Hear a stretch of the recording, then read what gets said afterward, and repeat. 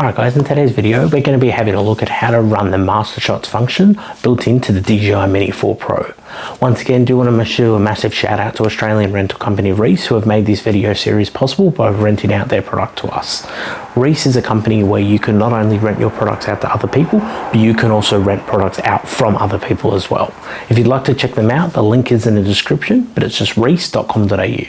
Why buy it when you can Reese it? Also guys, a reminder that I do have a website, jdvids.com.au, where you can check me out and you can use my services if you'd like. So I just specialise in drone photography. I hold an ABN number. I'm also fully insured for public liability, and I also am CASA accredited. Check it out, jdvids.com.au. Let's get into this. Alright guys, welcome back to the screen recording. As I said in the intro, this video is going to be a tutorial on how to use the mastershot function of the DJI Mini 4 Pro. Once again, just want to thank Australian rental company Reese for renting out this drone to us to use in this video. So they're a great company, new startup based in Sydney. I'm all about supporting small business. I really want to get into that, especially small businesses. A lot of people say they are the backbone. And they're the ones that do struggle the most when they get quieter. Big businesses obviously do struggle, but not as much. They can take the hit. Small businesses, much less. Now with Reese, what you can do is you can rent your products out to other people, and you can also rent them out. And to be honest, why buy it when you can Reese it? All right, let's get into it. So to access the mastershots, what you first need to do is make sure that you're in the photo mode. So you can either change it using the buttons on the screen, or easiest way is to just press that photo button. The little camera icon that's on the controller, so top right hand side of the controller, just near the zoom. And as you can see, yeah, just a quick little thing I'll add, you can actually zoom. That's pretty cool. Now with this one, what you need to do is click on the little box, so it looks like a little square.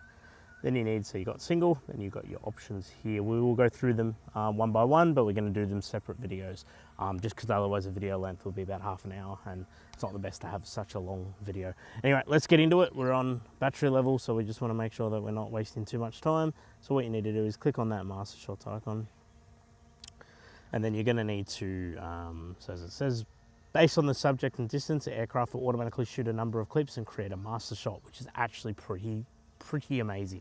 So we can click out of that because I'm going to show you how to do it. So you click that little plus button, it's going to automatically do it for you. It says estimated flight time is 2 minutes, and then we are going to go ahead and click that start button. And then it just says watch out for surrounding obstacles.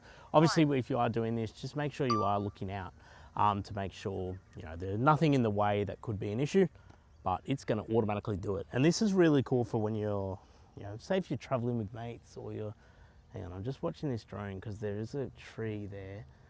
That sun is absolutely potent today. Definitely should have brought my sunnies with me. Oh, that's all good. It's going to go back anyway. Yeah, so it automatically actually just creates something for you, which is, I think, is absolutely amazing. Yeah, like it automatically does it. We don't have to worry about it. But I do want to make sure that we're not. Now it's going to do the droney. Yeah, it's always funny when you do these ones, because you're like, oh, like what's it going to do? Like, is it going to be good? But the actual end product is absolutely incredible. Like the fact that it's doing it on its own and I don't even need to do anything, it just makes it even better. It's going to automatically do it now. Now it's going to do pitch up, fly forward. Again, I'm just watching out to make sure that there's no obstacles. It should detect an obstacle. I don't know if I should be worried it's going to hit me, but I'm not. I do trust the drone. Sometimes I get a bit worried, but sometimes I'm all good, so it should be fine now.